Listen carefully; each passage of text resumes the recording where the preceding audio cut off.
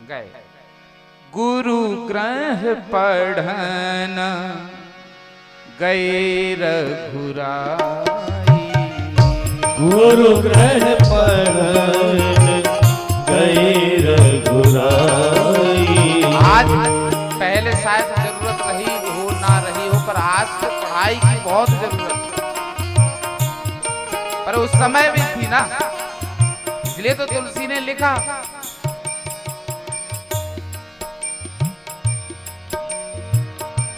गुरु ग्रह पढ़ना गए रघुराई। गुरु ग्रह पढ़न गए रघुराई। गुरु ग्रह पढ़ना गए रघुराई। गुरु ग्रह पढ़न गए रघुराई। अल्प काल सब विद्याई। अल्प काल सब विद्याई। अल्प काल सब विद्याई। अल्प काल सब विद्याई। सीखा, धनुष चलाना सीखा, धनुष से प्रत्यंचा कैसे खींची जाती है वो सीखा, धनुष में बाण कैसे लगाए जाते हैं वो सीखा, और कैसे लक्ष्य लिया जाता है। विशेष तो ये सीखा कि लक्ष्य कैसे लिया जाता है। लक्ष्य सीखा, लक्ष्य लेना सीखा, बहुत कुछ सीखा। पर सबसे अच्छा जो लगता है सबको, बहुत अच्छा सीखा। अब जो सीखा तो सीखा गुरु से, पर ये चीजें अच्छी सीखी। कहा कौन सी? प्रात काल उठ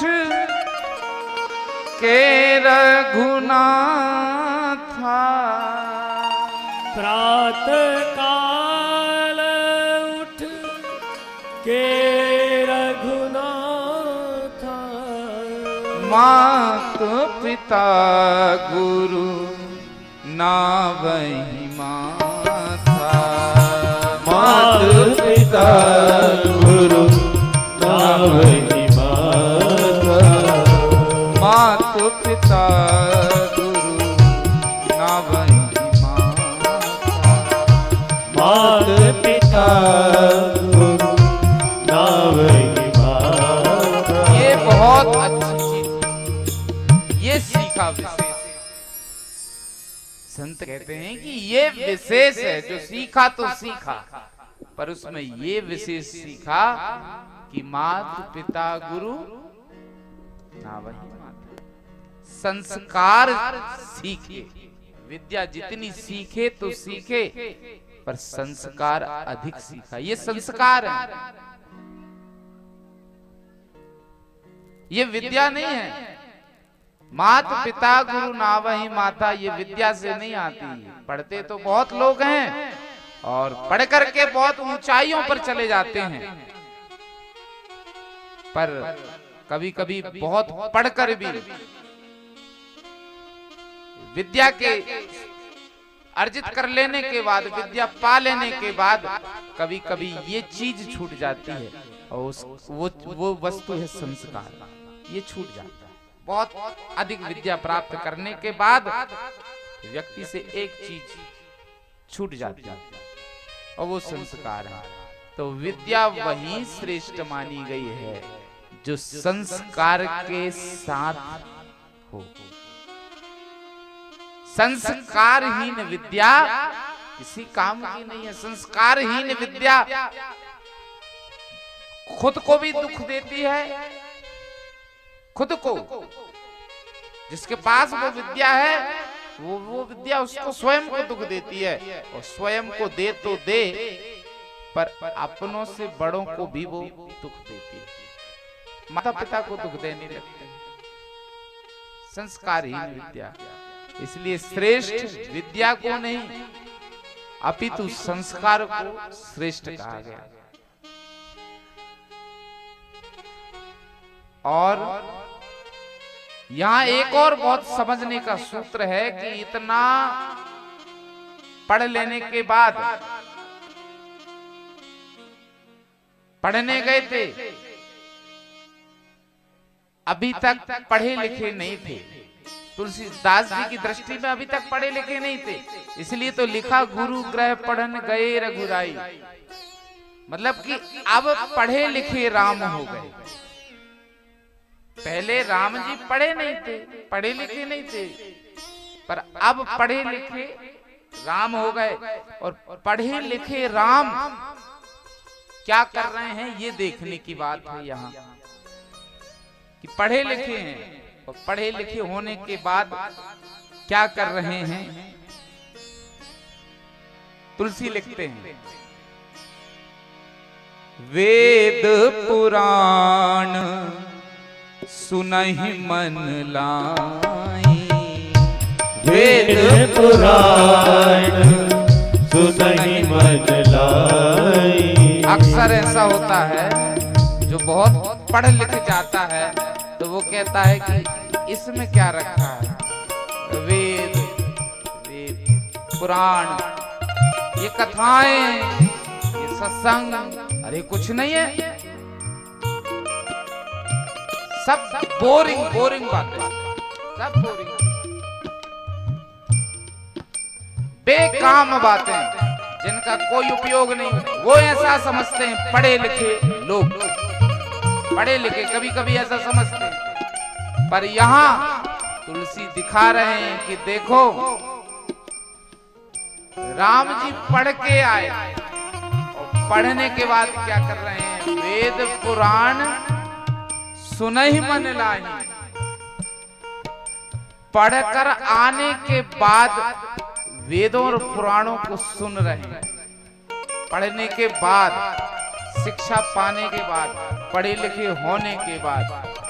और देखिए जब समर्थ आदमी जो बहुत कुछ करना चाहता है, जिसके अंदर जिज्ञासा होती है, और पढ़ा लिखा आदमी जब ऐसी चीजें करता है, पढ़ा लिखा आदमी जब वेद पुराण और इनको जब सुनता है तो जीवन में फिर वो बहुत कुछ परमार्थ करने के लिए तैयार होता है और आगे होता है, और उसके हाथों उसके द्वारा परमार्थ, धर्मार्थ और परोपकार होते ही रहते हैं। क्योंकि सत्संग में भी शिक्षा की बहुत आवश्यकता है। पढ़ने के बाद अगर सत्संग करोगे या सत्संग करने के बाद पढ़ोगे या दोनों एक साथ करोगे तो ये दोनों चीजें समाज से विलग एक अलग छवि व्यक्ति की निर्माण करती है। अलग छवि, जो छवि राम जी की थी, अरे राम जी की छवि के मुकाबले और किसकी छवि। इसलिए पढ़ लिख करके राम जी क्या कर रहे हैं, वेद पुराण सुनहि मन लाहि, वेद पुराण सुनहि मन लाहि। आप कहीं अनु जहि समझाई, आप कहीं अनु जहि समझाई। खुद भी सुनते हैं, खुद भी कहते हैं और लक्ष्मण जी को भी सुनाते हैं और कहते हैं। इसलिए हमेशा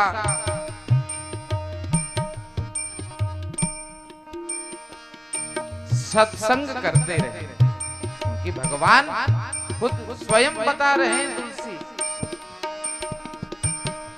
कि वेदों का अध्ययन करते थे, पुराणों का अध्ययन करते थे, पुराणों ग्रंथों का अध्ययन करते थे, सब कुछ क्या नहीं पढ़ा।